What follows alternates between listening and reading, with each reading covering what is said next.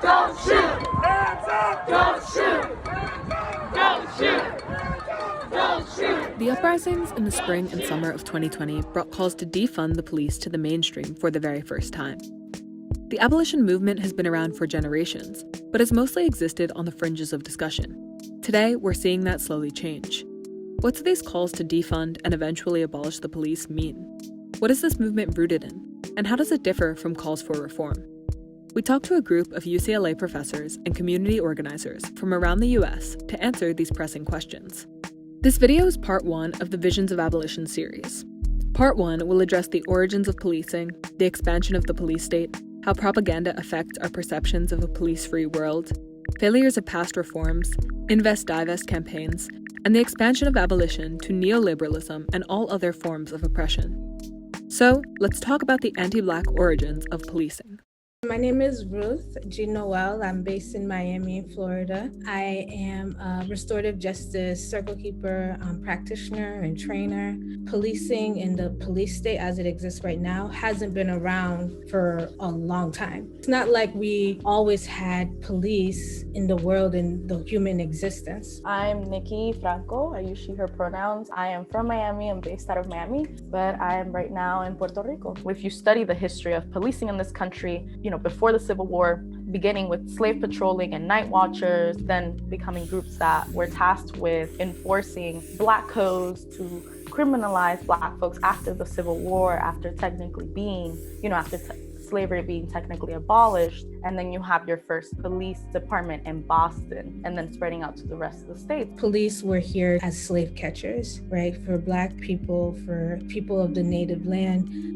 And so if you continue that logic well into the present, they're really meant to protect the property of rich people, of wealthy people, and also harm and over-police people of color in their neighborhoods and the places in which they abide. So now that we have an understanding of the origin of policing, what does policing look like today in the US? There have been changes in the criminal justice system really since the 70s and 80s, especially since the 90s, that have put people in jail for lesser crimes and longer periods. My name is Robin D.G. Kelly. I'm a professor of history at UCLA, and I write books about social movements, state violence, and art and culture. So mandatory minimums for like crack cocaine, for example. The 3 strikes in California, which has since been abolished, but it was basically said that if you get a 3rd felony, you go to prison forever. The function of policing hasn't fundamentally transformed, right? It is tasked with social control and racial control to protect private property and to maintain a sort of racial hierarchy at its core. And that hasn't changed. If that had changed, we would not see the criminalization we see for sex work, for houselessness. We wouldn't see that, right? And we also wouldn't see that the demographics that are overwhelmingly represented in the carceral state are Black folks, brown folks, poor folks. The fact of the matter is that most rich people, there is no police. They don't need a police. When the police come, it's because something happened, but they don't see them every day in the same way. So for them, it's so interesting that they would be the last ones to say abolish the police because they don't have to deal with the police. We know that the police are an ingrained part of US society, so understandably, people often fear a world without police. Where does this fear come from, and how can we best respond to this concern?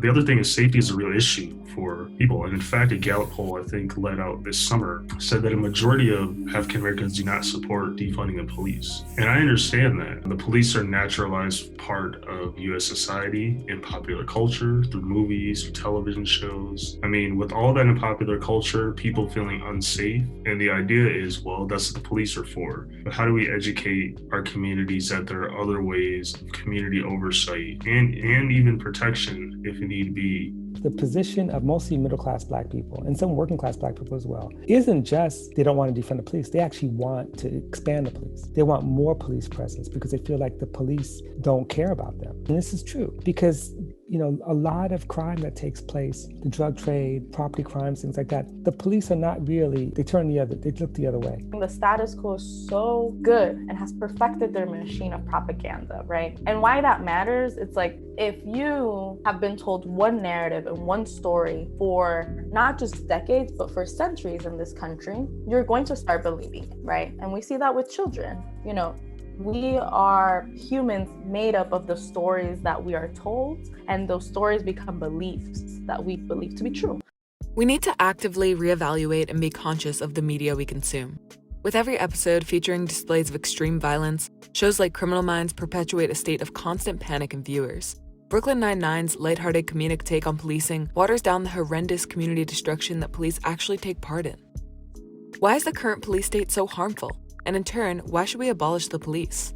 We live in a culture where we take the police as common sense. I mean, people can't imagine a world without police, because when people talk about defunding the police or abolishing the police, in the debates, they don't often hear that that argument is tied to the replacement of something, of another form of public safety. So part of the issue is not about the absence of police. It's not about creating a world where there's no public safety whatsoever, but changing public safety, because right now the police are charged with doing things they're not capable of doing, attending to situations where you have a mental health crisis, for example. And what happens? Their response is to use lethal force, and people die.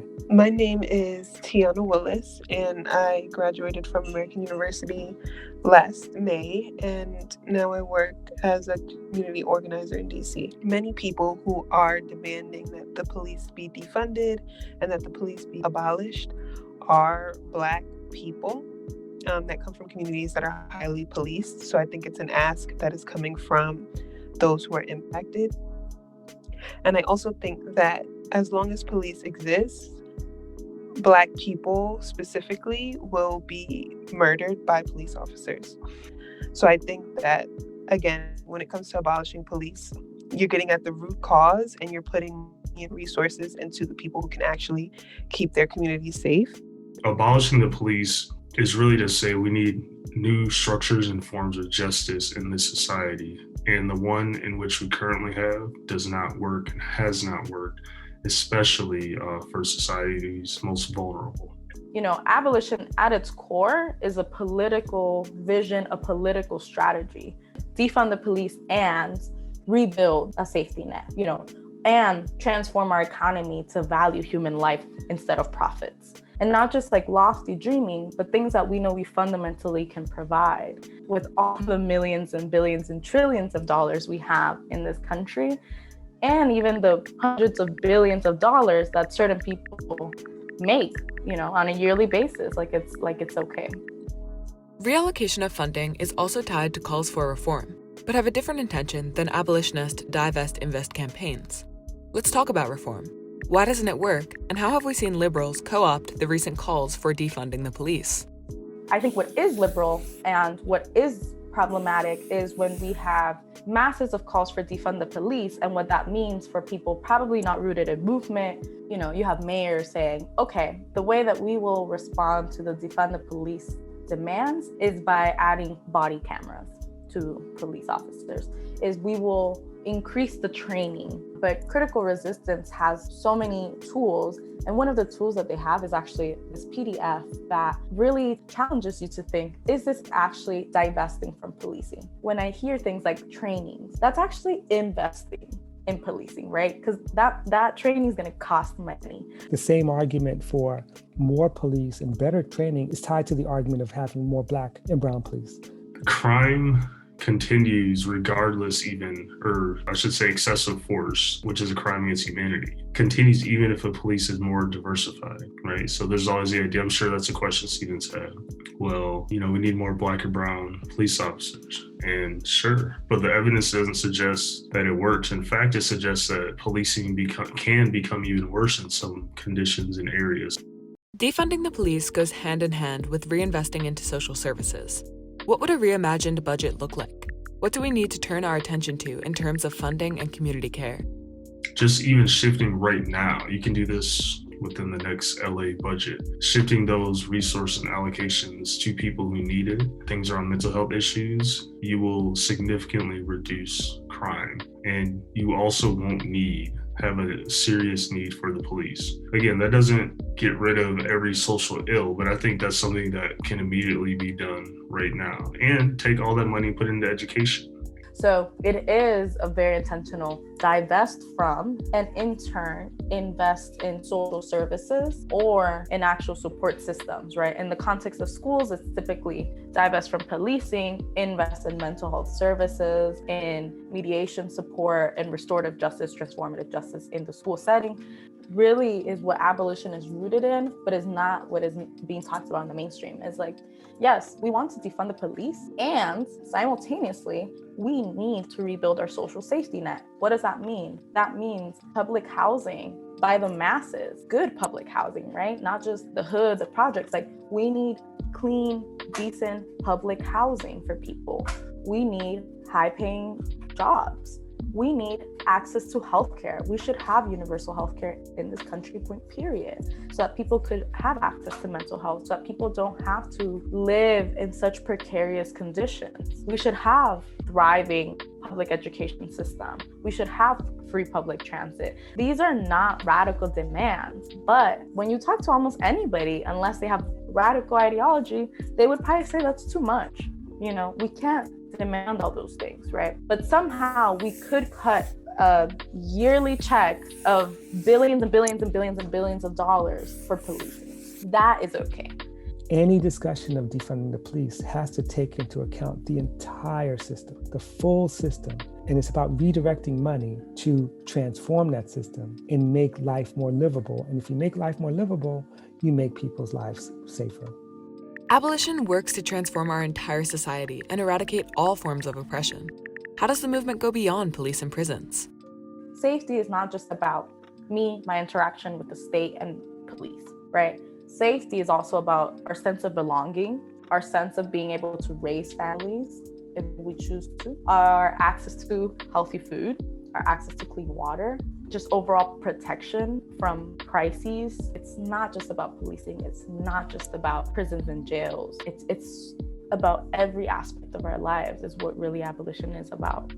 First of all, when we think about the institutions that abolition tries to imagine transforming, it's every single institution on the planet. So even when we think about universities, for example, UCLA just happens to have an anthropologist on our campus who's worked closely with the LAPD to create software with algorithms that can claim to predict, right, where crimes would be taking place. It's basically racial profiling. And this is someone who gets paid by the university, and it should be unacceptable that the university would allow that kind of full scholarship to take place. So there's lots of areas. I mean, just in terms of the environmental catastrophe that we're facing right now, how do you create a world in which certain people, and not just Black and brown people, but poor white people, indigenous people as well, are not forced through enclosure to live in toxic waste sites or to live in areas like Cancer Alley in Louisiana, where people are dying because there's the petrochemical companies spewing pollution and people have to live under that. Abolition goes against the common sense. And the common sense in the neoliberal order is that there's no society, there's only individuals. And those individuals have to work really hard to become successful, to become like Trump,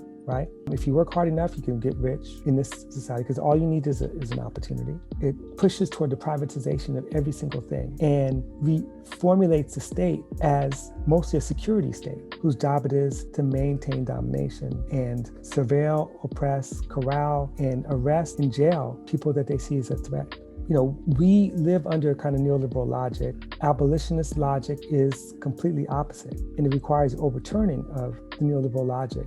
Abolition is a revolutionary transformation of everyday life and of society as a whole. It's abolishing all forms of oppression, eliminating the neoliberal idea that there's no such thing as society, and returning back to the notion of society and community and care. This conversation is complex and calls for a lot more discussion. We can't abolish the police without also working to abolish capitalism. Keep your eyes out for our second video in the Visions of Abolition series on the abolition of the prison industrial complex. Thank you for watching. If you're interested in learning more about the speakers in this video, links to learn more about them will be listed in the description below.